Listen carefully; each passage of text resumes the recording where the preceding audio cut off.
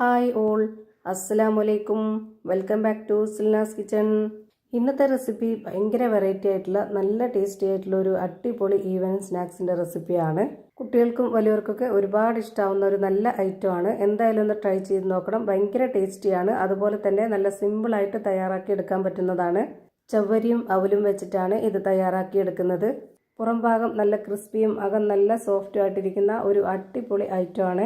ഈ ചവ്വരിക്കും അവലിനും ഇത്രയും ടേസ്റ്റ് ഉണ്ട് എന്നുള്ളത് തന്നെ ഇങ്ങനെ തയ്യാറാക്കിയപ്പോഴാണ് മനസ്സിലായത്. അപ്പോൾ എന്തായാലും നിങ്ങളും ഒന്ന് ട്രൈ ചെയ്ത് നോക്കുക. നിങ്ങൾക്ക് എല്ലാവർക്കും ഇഷ്ടമാവും. അതുകൊണ്ട് തന്നെ ഈ വീഡിയോ സ്കിപ്പ് ചെയ്യാതെ മുഴുവനായിട്ടൊന്ന് കണ്ടു നോക്കണേ. റെസിപ്പിയിലോട്ട് കിടക്കുന്നതിന് മുമ്പായി സിൽനാസ് കിച്ചൺ ചാനൽ ആദ്യമായിട്ട് കാണുന്നവരാണെങ്കിൽ പ്ലീസ് ഒന്ന് സബ്സ്ക്രൈബ് ചെയ്തേക്കണേ. ഒപ്പം തന്നെ ഈ വീഡിയോസ് നിങ്ങൾക്ക് ഇഷ്ടപ്പെടുകയാണെങ്കിൽ ഒരു ലൈക്ക് ചെയ്ത് ഷെയർ ചെയ്ത് സപ്പോർട്ട് ചെയ്യാനും മറക്കരുതേ. ഇനി നമുക്ക് ഇതെങ്ങനെയാണ് തയ്യാറാക്കുന്നതെന്ന് നോക്കാം. ഇതിനായി ആദ്യം തന്നെ 250 ml കപ്പിൻ്റെ അളവിൽ 1 കപ്പ് ചവ്വരി നേരത്തെ തന്നെ വെള്ളത്തിൽ കുതിർത്ത് വെച്ചിരുന്നതാണിത്. 1 മണിക്കൂർ നേരമാണ് ഞാനിത് കുതിർത്ത് വെച്ചിരുന്നത്. ഇപ്പോൾ ദാ നന്നായിട്ട് കുതിർന്ന് വന്നിട്ടുണ്ട്. ഈ ഒരു ചവ്വരി എത്രത്തോളം കുതിരാൻ വേണ്ടി വെക്കുന്നോ അത്രയും നന്നായിരിക്കും.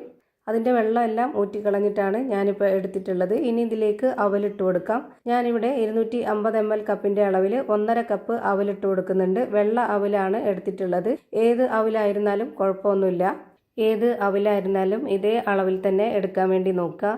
ഇനി ഇതിലേക്ക് ഇട്ട് കൊടുക്കേണ്ടത് സബോള കട്ട് ചെയ്തതാണ്. ഞാനിവിടെ 1 സബോള കട്ട് ചെയ്തെടുത്തിട്ടുണ്ട്. ഈ ഒരു വലിപ്പത്തിലാണ് കട്ട് ചെയ്തിട്ട് കൊടുക്കുന്നത്.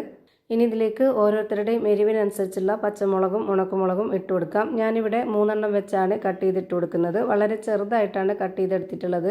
ഇനി കുറച്ചധികം തന്നെ മല്ലിയില ഇട്ട് കൊടുക്കുന്നുണ്ട്. മല്ലിയില ഓരോരുത്തരുടെയും ഇഷ്ടത്തിനനുസരിച്ച് കൂട്ടിയും കുറച്ചൊക്കെ ഇട്ട് കൊടുക്കാവുന്നതാണ്.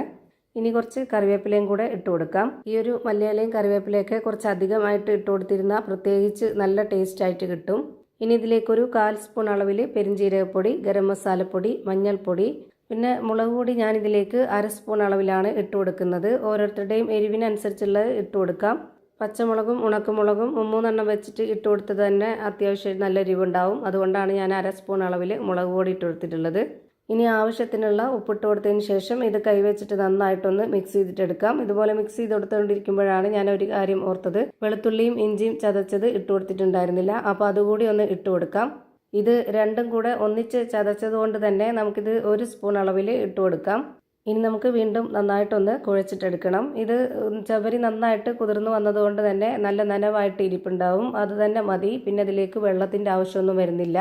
അപ്പോൾ ഞാനിവിടെ നന്നായിട്ടിത് കുഴച്ചെടുത്തിട്ടുണ്ട്. ഇനി നമ്മുടെ കയ്യിൽ കുറച്ച് ഓയിൽ സ്പ്രെഡ് ചെയ്യുകയോ അല്ലാന്നുണ്ടെങ്കിൽ വെള്ളത്തിലൊന്ന് കൈ മുക്കിയെടുക്കുകയോ ചെയ്തതിന് ശേഷം ഇതിൽ നിന്ന് കുറച്ചെടുത്തിട്ട് നമുക്ക് ഓരോരുത്തർക്കും ഇഷ്ടമുള്ള ഷേപ്പിൽ ഓരോരുത്തർക്കും ഇഷ്ടമുള്ള വലിപ്പത്തിൽ ഇത് തയ്യാറാക്കി എടുക്കുക.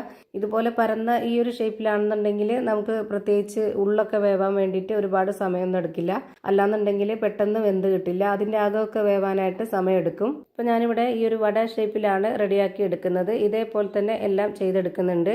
ഭയങ്കര സിമ്പിളാണ്. പെട്ടെന്ന് റെഡിയാക്കി എടുക്കാം. ഇതേപോലെ തന്നെ എല്ലാം ചെയ്ത് ഒരു പാത്രത്തിലേക്ക് മാറ്റിയിട്ടുണ്ട്. ഇനി ഇതെല്ലാം ഒന്ന് ഫ്രൈ ചെയ്തിട്ടെടുക്കാം. അതിനായിട്ട് സ്റ്റവിലേക്ക് ഒരു പാൻ വെച്ച് കൊടുത്തിട്ടുണ്ട്. ഫ്ലെയിം ഓൺ ആക്കിയതിന് ശേഷം അതിൽ കുറച്ച് ഓയിൽ ഒഴിച്ചു കൊടുത്തതിന് ശേഷം ഓയിൽ നന്നായിട്ടൊന്ന് ചൂടായിട്ട് വരുമ്പോൾ ഒരു മീഡിയം ഫ്ലെയിമിലേക്ക് ഇട്ട് കൊടുത്തതിന് ശേഷം ഇതിലേക്ക് ഓരോന്നോരോന്നായിട്ട് ഇട്ട് കൊടുക്കാം. ഇനി ഇതൊന്ന് വെന്ത് വരട്ടെ. എത്ര എണ്ണമാണോ വേവിച്ചെടുക്കുന്നത് അത്രയും സമയം വരെ ഈ ഒരു ഫ്ലെയിമിൽ തന്നെ വെച്ചിരിക്കുക. എങ്കിലാണ് അകവും പുറമൊക്കെ നന്നായിട്ട് വെന്ത് കിട്ടുള്ളൂ. ഇപ്പോൾ ഇതിൻ്റെ എല്ലാം ഒരു സൈഡ് വെന്ത് കിട്ടി. ഇനി ഇതൊന്നും കൂടെ തിരിച്ചിട്ട് കൊടുക്കാം. എന്നിട്ട് നമുക്ക് ആ ഒരു ഭാഗം കൂടെ നന്നായിട്ടൊന്ന് വേവിച്ചെടുക്കണം. ഇപ്പോൾ ഇത് 2 സൈഡും ഒരുപോലെ വെന്ത് കിട്ടി. ഇനി നമുക്കിത് എണ്ണയിൽ നിന്ന് കോരി മാറ്റാം. ഒരുപാട് എണ്ണയൊന്നും കുടിക്കാത്ത നല്ല കിടിലൻ ടേസ്റ്റി ആയിട്ടുള്ള ഒരു അടിപൊളി പലഹാരമാണ്. ഇതുപോലെ തന്നെ എല്ലാം ഫ്രൈ ചെയ്ത് ഒരു പാത്രത്തിലേക്ക് മാറ്റിയിട്ടുണ്ട്. അപ്പോൾ നല്ല ക്രിസ്പി ആയിട്ടുള്ള നല്ല ടേസ്റ്റി ആയിട്ടുള്ള ഒരു അടിപൊളി പലഹാരം റെഡിയായി കിട്ടി.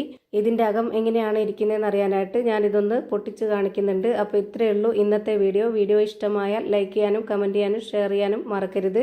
അതുപോലെ തന്നെ ഞാനിടുന്ന പുതിയ വീഡിയോസ് നോട്ടിഫിക്കേഷനായിട്ട് കിട്ടുന്നതിന് വേണ്ടി സബ്സ്ക്രൈബ് ചെയ്ത് ബെല്ലൈക്കൺ അമർത്തി അതിൽ ഓൾ എന്ന ഓപ്ഷൻ എനേബിൾ ചെയ്ത് കൊടുക്കാനും മറക്കരുത്. പുതിയൊരു വീഡിയോയുമായി വീണ്ടും വരും. Thank you for watching.